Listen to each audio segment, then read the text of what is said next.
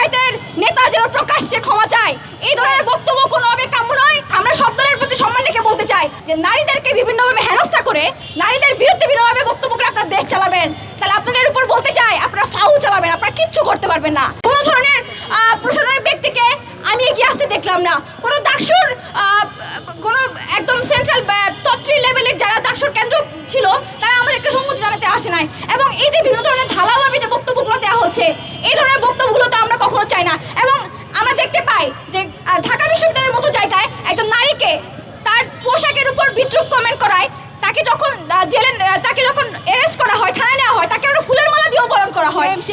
এই যে ঘটনাগুলো আমরা দেখতে পাচ্ছি, এরকম বিষয়গুলোর জন্য তো ডাকসু আসেনি। আপনারা আমি যখন এই কোনো একটা কার্যক্রম ঘোষণা করি, কোনো একটা কর্মসূচি ঘোষণা করি, তখন তারা সবসময় বলে হেমা চাকমার ইস্তেহার কই। ইস্তেহার ছিল এই বাংলাদেশ সহ, এই ঢাকা বিশ্ববিদ্যালয় সহ বাংলাদেশের প্রতিটি কোণায় আমরা এমন একটা গণতান্ত্রিক বাংলাদেশকে চাই যেখানে কোনো জাতির বৈষম্য থাকবে না, ধর্মের নামে কোনো বৈষম্য থাকবে না, ভাষা নিয়ে কোনো বৈষম্য থাকবে না, কোনো লিঙ্গ নিয়ে বৈষম্য থাকবে না। কিন্তু এখনো পর্যন্ত আমরা কিন্তু এই ধরনের বৈষম্যগুলো দেখতে পাই। এবং আমি যখন কোনো একটা প্রতিবাদ করি, এবং আজকেও যে আমি কথা আমার উপরে কীভাবে সাইবার অ্যাটাক হয়, এবং যখনই আমি এটা সুস্পষ্টভাবে বলতে চাই, সব বাংলাদেশের সকল দলের নেতাকর্মীদের কাছে আমি কথা বলতে চাই, যে প্রার্থী যে কোনো দলের নেতাকর্মী হোক না কেন, সে যদি নারীদের বিরুদ্ধে ধরনের কমেন্ট করে তাহলে কিন্তু তার বিরুদ্ধে আমরা সবসময় থাকবো। তাই নারী বান্ধব একটা বাংলাদেশ, নারীরা কত কষ্ট করে পুরো বাংলাদেশকে রিপ্রেজেন্ট করছে।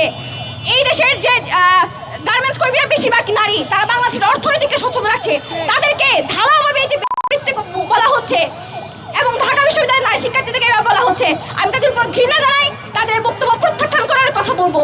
এবং আমরা এই আজকে কর্মসূচির মধ্যে দিয়ে আমরা কিন্তু পুষ্পতলিকা দাহ করবো। ওই উক্ত জামায়াতের নেতা যেন প্রকাশ্যে ক্ষমা চায়, এই ধরনের বক্তব্য কোনোভাবে কাম্য নয়। আমরা সবসময় চাইবো এমন একটা বাংলাদেশ যেখানে নারীদেরকে কোনো ধরনের বৈষম্য করা হবে না, কোনো ধরনের কুরুচিপূর্ণ মন্তব্য করা যাবে না।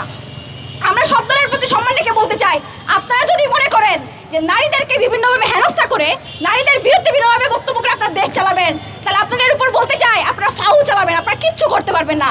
আপনারা যদি মনে করেন যে ঢাকা বিশ্ববিদ্যালয়ের যারা প্রগতিশীল চিন্তা ভাবনা করছে তাদেরকে বিভিন্নভাবে হ্যারাসমেন্ট করে দিয়ে গালি দিয়ে থামায় রাখতে পারবেন, করতে পারবেন না। এই বছরে আমরা অনেক আগে পার করে আসছি, আমরা কোনো কিছুতে পরোয়া করি না, আমরা কোনো কিছুতে ভয় পাই না।